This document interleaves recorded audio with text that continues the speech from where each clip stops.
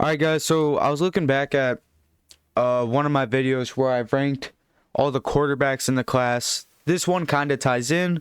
We're at the almost 11-week mark in the NFL season, so I figured all of the betting favorites or ESPN's favorites, I don't think those ones are off of odds. I tossed them in here, and we're going to be going over the 5 offensive rookie of years and defensive rookie of the years. Categories, pretty self-explanatory. I think so. We'll have one in those top 2. We'll have 2 or 1 in the runner-up category. And then there'll be 1 in the not close. So let's just jump into it. Kamari Lassiter, he's had a very good season for the Texans. I don't think he is the best corner so far, though, in the class either. So obviously he won't be the defensive rookie of the year. But I think that he's still been very good. I just think there's been better corners, better defensive players in general. So I'm going to have to stick him in the bottom. Now, up next, we have Brock Bowers. Look, he's had a very good season, and I was watching the That's Good Sports video on tight ends in the first round, and it's something close to like almost no tight ends have ever had an 1,000-yard season in their rookie year, drafted in the first round. Brock Bowers is close to doing that, and obviously we all knew he was good. The reason he fell to 13 is just because he's a tight end, didn't match a lot of teams' needs, but like I said, he's been very good so far. Obviously, this man right here, Jaden Daniels, has been so good that he's the clear-cut offensive rookie of the year. And back to Bowers, though, even though I've already skipped him a little. He's been very good, right? He's been carving up a couple defenses. There was one clip where he got past like 2 Bronco defenders I remember seeing. And obviously, he's been very good, just not good enough to quite get the number 1 rookie of the year nod. Now, up next is Latu. And him and Jared Verse, in my opinion, it's going to be one of them that takes the defensive rookie of the year mark.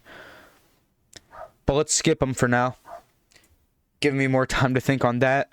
Obviously, now that I've said that, Quinyon Mitchell, he's also had a very good year.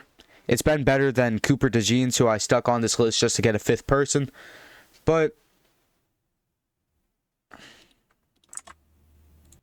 he has definitely had a solid year. Both of them have. Now, Quinyon Mitchell, I don't think that he's quite going to be the defensive rookie of the year. Obviously, just because of how good Verse and Latu have been. And we'll go ahead and rank one of them. It's very close. They're both pretty close in most statistics. But Jared Verse does have more sacks and total tackles. And a lot of the times it feels like when it comes to rookie of the year, it's a lot of it being stat-based. So I'll give the edge to Verse. I think in a couple years, maybe Latu could be seen as the better player. But I think Verse had a very big role to fill as the Rams were trying to acquire another great front 7 defensive player. Obviously, if Darnold's retirement. But up next here, Latu. Obviously, he's going to be a runner-up. We've already went over him a good amount. Now, Bo Nix, I'm going to put him in the not close category just because I don't think that he's really close to Jaden Daniels. Obviously, I think he's the second best quarterback so far. I think that he's clearly been better than Caleb Williams. But he's just not really close to that Jaden Daniels level of play.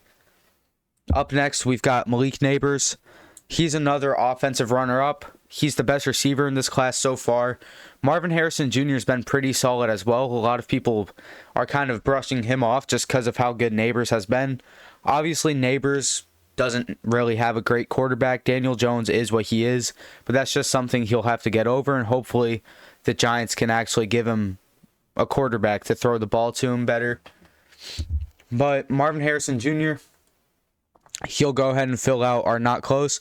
I just think that he's a lot closer to Malik Neighbors than a lot of people are saying. A lot of people are like, oh, he hasn't been good. Oh, Neighbors is way better. But Marvin Harrison Jr. has still been very solid. He has been good. Obviously, that was there's the whole thing earlier in the year, like about him not getting targets or something. But obviously, since then, the week after, he had like 2 touchdowns and like more than 100 yards. So he's been good as well, just not quite as good as Neighbors, in my opinion. Up next, Cooper DeJean. He'll round out this list. Thank you all for watching. I hope you guys have a good one.